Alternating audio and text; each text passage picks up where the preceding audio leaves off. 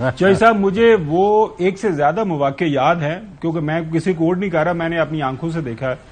کہ جب P T I کی حکومت تھی اور آپ اپنے پروگرامز کے ذریعے تو بات کر ہی رہے تھے اور جب کبھی آپ کو موقع ملتا تھا اس وقت کے ظاہر ہے امپورٹنٹ جو پوزیشن ہولڈرز تھے ان کے سامنے آپ حقائق کوائٹ آفر ملتا تھا، یہ نہیں کہ مجھے نہیں کوئی گلا نہیں ہے۔ اور ایک آدھ موقع کے اوپر میں نے خود بھی سوال پوچھا تھا، میں نے کہا جی یہ پنجاب کے اندر یہ جو آپ نے وہ سائیں عثمان بزار صاحب ہیں اور وہ جس انداز سے انہوں نے وہاں پہ گورننس کی وہ ناظرین سب کے سامنے ہے، اس کے اوپر اب بندہ کیا بات کرے۔ تو مقصد ہمارا یہی کہنے کا، لیکن میں چوہدری صاحب جو سوال آپ سے میں نے کیا وہ یہ ہے کہ جب یہ لوگ یہ جو لوگ ہیں اب ملک کو نکالنا ہے، پی ٹی آئی ایک پولیٹیکل پارٹی ہے جو بھی ہے، ان کے ووٹرز ہیں، تو یہ لوگ بات کرنے کے لیے تیار ہیں، آپ بجائے ان کے ساتھ بات کرنے کے ان کی دوڑیں کیوں لگوا رہے ہیں؟ جو صاحب کر لو بیچارے نا، گل تو ان کی مسئلہ ہو رہا ہے سر۔ نہیں یہ تو تسی ہے نا، میر کیا سادہ ہیں، بیمار ہوئے جس کے سبب اسی اتار کے لونڈے سے دعا لیتے رہے۔ وہ بھائی وہ پی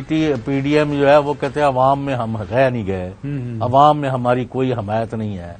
پی ٹی آئی ہمیں ہینڈز ڈاؤن ہرا دے گی، ہم تو ایسے ہی بس مارے پھر رہے ہیں، جتنے دن لگ جائیں ڈنگ ٹپاؤ کم ہے، ایڈ ہاکزم جی۔ اور جنی مطلب وہ ایک سڑک بنائی ہے 3 کلومیٹر کے 4 کلومیٹر 4 ارب اور پتہ نہیں کتنے کروڑ اس پر لگا رہے ہیں، یہ تو ایک معمولی سی بات ہے سامنے۔ تو یہ نظر آ رہا ہے کہ یہ لوگ ان کو ستے خیرہ نے، ان کے پاس تمام they can get away 100 murders and this is what they are doing for last 1 year plus 3 months. I do not buy this argument Chaudhry صاحب۔ دیکھیں آپ ایونچولی دیکھیں جو حق سچ کی بات ہے اس کو ثابت ہونا ہے۔ آپ جو ہے ایک جو پروپیگنڈے کی بنیاد کے اوپر یہ جو جس انداز سے یہ معیشت چلا رہے ہیں وہ عام لوگوں سے چوہدری صاحب جا کے پوچھے، آپ دفتر آتے جاتے نا رستے میں میری خواہش ہے کہ وہ چلے جایا کریں، وہ کم از کم وہ جو کلمہ چوک ہے وہاں پہ رکیں۔ تو آپ وہی کہہ رہے ہیں جو میں کہہ رہا ہوں، جو ریڈی والے کسی سے پوچھیں اسے دعائی اس کی دعائی سنیں، میں وہی کہہ رہا ہوں اس کی دعائی سنیں کہ جناب اعلیٰ کی پاوے کریے توڑے تو دستے نے۔ اچھا صاحب ساتھ ہی اس کے سٹوری اگلی یہ ہے کہ اب آئی ایم ایف کا جو پیکج ہے وہ روزانہ کی بنیاد کے اوپر مختلف اس کے اوپر بیانات ہمیں سننے کو ملتے ہیں، اس میں رہ گئے ہیں 10 دن۔ اب ہمیں جو مختلف ذرائع سے دنیا جو ہمیں کہہ رہی ہے کہ ہوش کے ناخن لے لیں، ڈیفالٹ آپ کے سر پر ہے، اور خدا نخواستہ اگر ملک ڈیفالٹ کی طرف جاتا ہے تو یہ بہت تکلیف دہ مرحلہ ہوتا ہے۔ ناظرین اللہ نہ کرے پاکستان کو ایسے حالات کا سامنا کبھی بھی کرنا پڑے، اور میری تو دعا ہے، خواہش ہے، جو ڈارٹ صاحب ہے جن کو ڈارٹ ڈیزاسٹر کے نام سے ابھی حالیہ کالم بھی ایک لکھا تھا ظاہر حسین صاحب نے ڈان کے اندر، وہ جس انداز سے معیشت چلا رہے ہیں، اللہ کرے کوئی ایسا چمتکار ہو جائے کوئی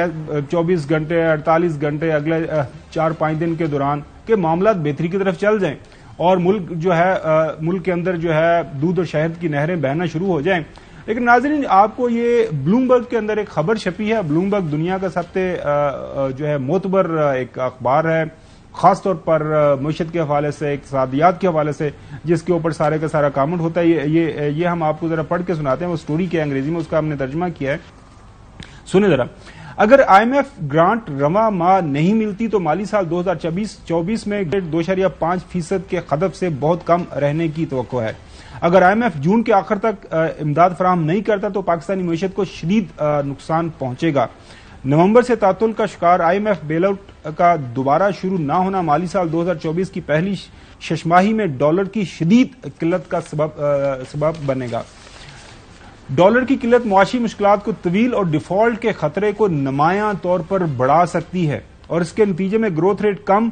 کم تر جبکہ افراط زر اور شرح سود بلند رہنے کے امکان بڑھ جائیں گے۔ ناظرین آلریڈی جو ملک کے اندر مہنگائی اور افراط زر اور شرح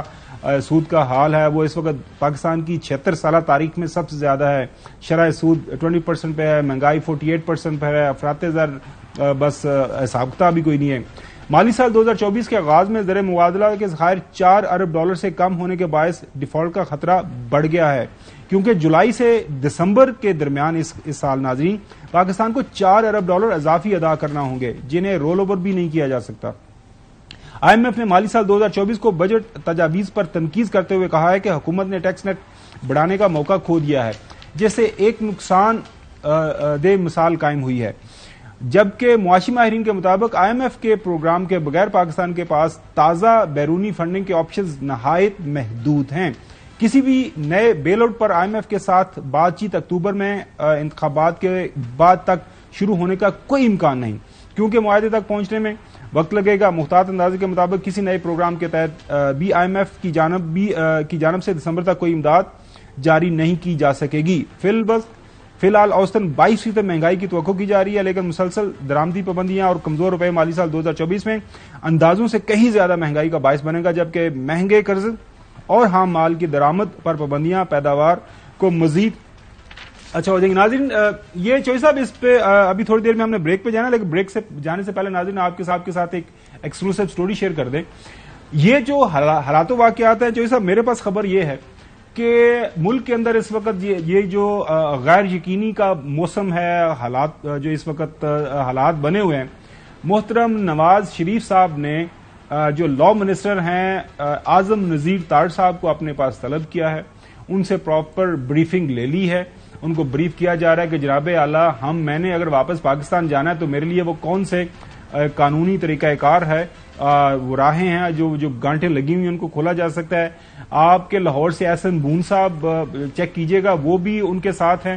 اور وہ ان کو سارا کچھ بریف کر رہے ہیں۔ میں نے پھر اپنے ذرائع سے پوچھا کہ جناب نہیں واپس وہ آ جائیں، انہوں نے کہا جی معاملہ اس طرح ہے کہ وہ اس وقت ان کو یہ اس بات کا یقین نہیں ہے کہ جو ہماری جو حکومت ہے PDM کی، وہ اپنے پکے پاؤں کے اوپر کھڑی ہے، لہذا فیصلہ وہ یہ کر رہے ہیں کہ یہ حکومت جو ہے یہ جب جائے گی الیکشن کی طرف ڈیزالو ہوگا معاملہ، نئی حکومت آئے گی، اس کے بعد کوئی حالات و واقعات بنیں گے،